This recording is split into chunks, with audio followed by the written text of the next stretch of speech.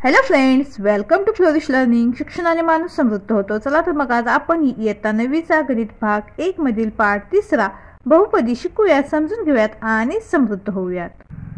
तर आज आपण या पाठातील सराव संच 3.4 सोडून पाहणार आहोत. तर सराव संच 3.4 मध्ये आपल्याला फक्त 4 उदाहरणे दिलेली आहेत. तर चला मग आपण पटकन हा सराव संच 3.4 पूर्ण करूयात.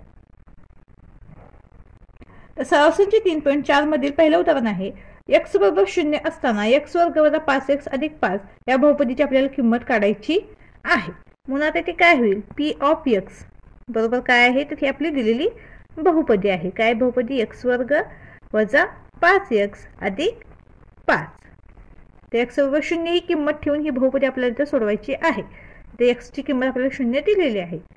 म्हणून काय होईल आता इथे, आता या बहुपदीमध्ये x बरोबर 0 आपण ही किंमत ठेवणार आहोत.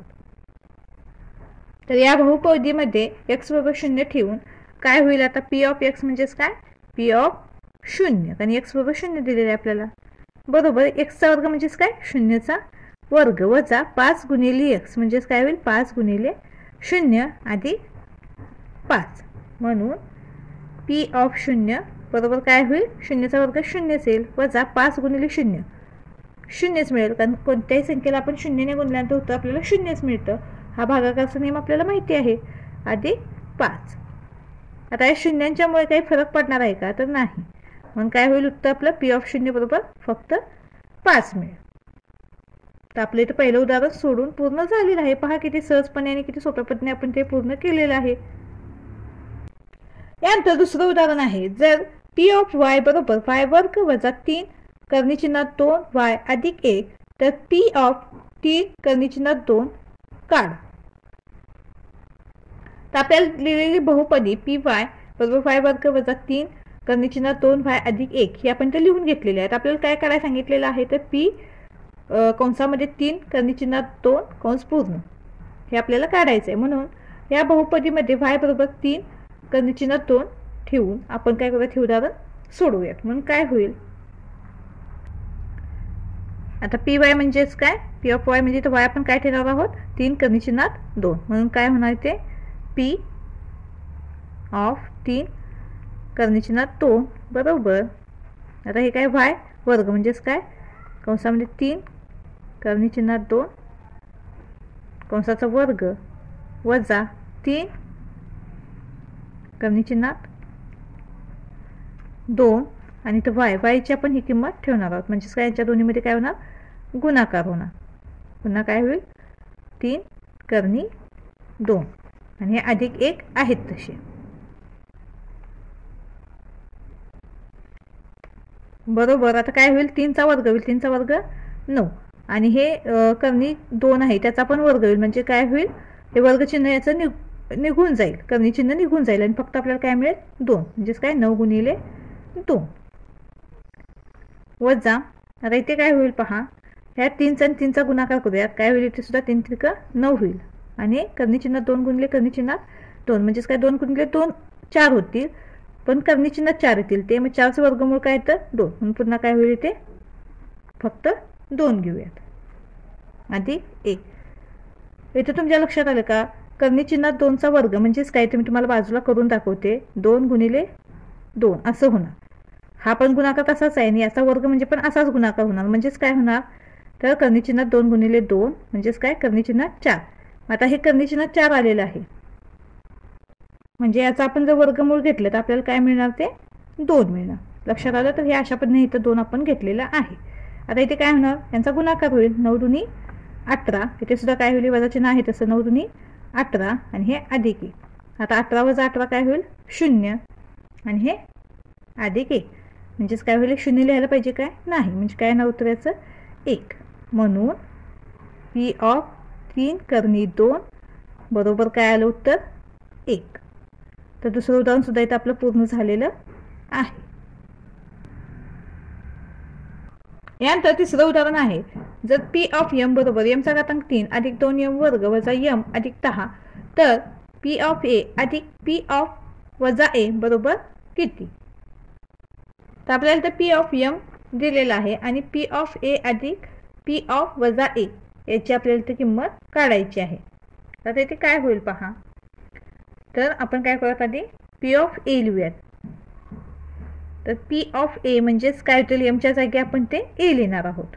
म्हणून काय होणार एचा घातांक 3 अधिक 2a वर्ग वजा ए अधिक 10 हा आपला पी ऑफ ए झाला.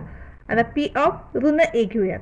काय होईल पी ऑफ ऋण ए बरोबर ऋण एचा घातांक 3 अधिक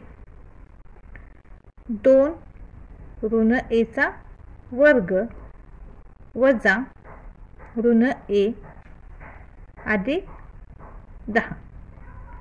आता इथे याला सोपं रूप देऊयात आपण. काय होईल हे ऋण एचा घातांक 3 आहे तसं राहील अधिक आता हे वजा एचा वर्ग आहे त्यामुळे काय होईल वजा गुणिले वजा ए गुणिले वजा ए होणार. म्हणून काय होईल ते वजा चिन्ह निघून जाईल आणि धन ए मिळेल आपल्याला. म्हणून आपण ते हे धनचिन्ह आहे तसं लिहूया. 2a वर्ग मिळेल. इथे सुद्धा काय होईल पहा हे ऋण आणि हे ऋण धन होते म्हणून इथे काय मिळेल आपल्याला धन ए अधिक 10. लक्षात आलं का तुमच्या या ऋण एचा घातांक 3 आपल्याला आहे तसा मिळाला. त्यानंतर इथे पहा ऋण एचा वर्ग म्हणजेच काय ऋण ए गुणिले ऋण ए म्हणजे हे ऋण चिन्ह निघून जाईल आणि धन ए मिळेल आपल्याला. म्हणून 2a वर्ग लिहिलेले आपल्याला आणि धन चिन्ह दिलेलं आहे. इथं ऋण कंसाच्या बाहेर सुद्धा ऋण आहे आणि कंसाच्या आत सुद्धा ऋण आहे. त्यावेळेला 2 समान चिन्ह असतं त्यावेळेला ते धन होतं ऋण ऋण धन म्हणून ते धन ए मिळालं आणि हे अधिक 10. आपल्याला पी ऑफ ए आणि पी ऑफ ऋण एची किंमत इथे मिळालेली आहे. आता हे उदाहरण सोडूयात. म्हणून काय होईल पी ऑफ ए अधिक पी ऑफ ऋण ए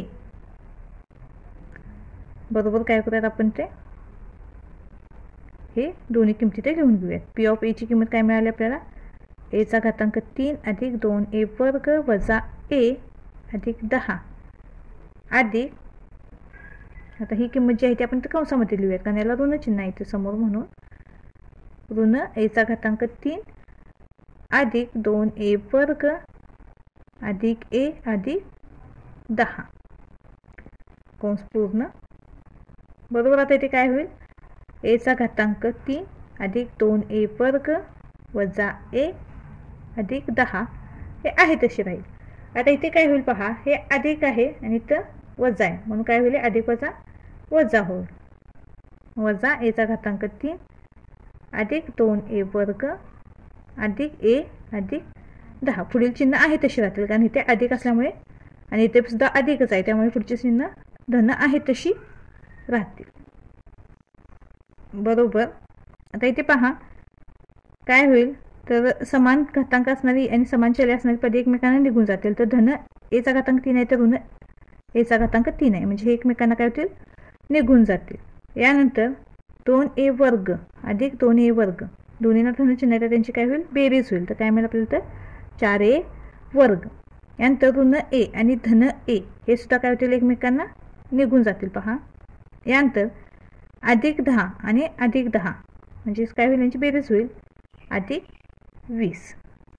म्हणून पी ऑफ ए अधिक पी ऑफ ऋण ए बरोबर 4a वर्ग अधिक 20 हे आपलं मिळालेलं उत्तर आहे.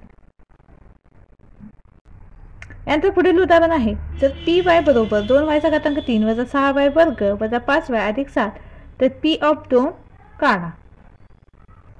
तर आपल्याला ते पी ऑफ वाय दिलेलं आहे आणि पी ऑफ 2 ठेवून आपल्याला ती किंमत काढायची. म्हणून या बहुपदीमध्ये y बरोबर काय करत आपण 2 ठेवूयात.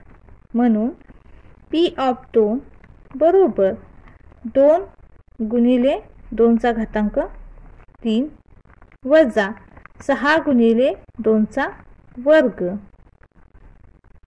वजा 5 गुणिले 2 अधिक 7 बरोबर 2 गुणिले 2चा घातांक 3 म्हणजेच काय 2चा घन किती आहे 8 वजा 6 गुणिले 2चा वर्ग 4 वजा 5 दुनी 10 अधिक 7 बरोबर 8 दुनी 16 वजा 6 24 वजा आता इथे पहा हे वजा 10 अधिक 7 यांची इथे काय होईल वजा बाकी होईल वजा 10 अधिक 7 आणि चिन्ह मोठ्या संख्येचं 10 ही मोठी संख्या 10ला ऋण चिन्ह म्हणून ऋण चिन्ह येईल आणि 10 आणि 7 यांची वजाबाकी तर आपण लिहूया 3 बरोबर 16 वजा 24 वजा 3 अशा आपल्याला इथं समीकरण मिळालेलं आहे. मग आता 16 आणि 24ची सुद्धा काय होईल ते वजाबाकी होईल. धन 16 आणि ऋण 24 म्हणजे यांची वजाबाकी होणार आणि चिन्ह मोठ्या संख्येचं काय होईल वजाबाकी ऋण 8 पुन्हा हे ऋण 3 बरोबर. आता दोन्हीना ऋण चिन्ह असल्यामुळे यांची काय होईल बेरीज होईल. 8 आणि 3 11 आणि चिन्ह समानतेचं म्हणजे ऋण 11 म्हणून P2 किंवा P2 बरोबर ऋण 11. तर अशा पद्धतीने आपला इथे सराव संच 3.4 पूर्ण झालेला आहे. व्हिडिओ आवडल्यास चॅनलला लाईक शेअर सबस्क्राईब नक्की करा आणि हो कमेंट सुद्धा नक्की करा. धन्यवाद.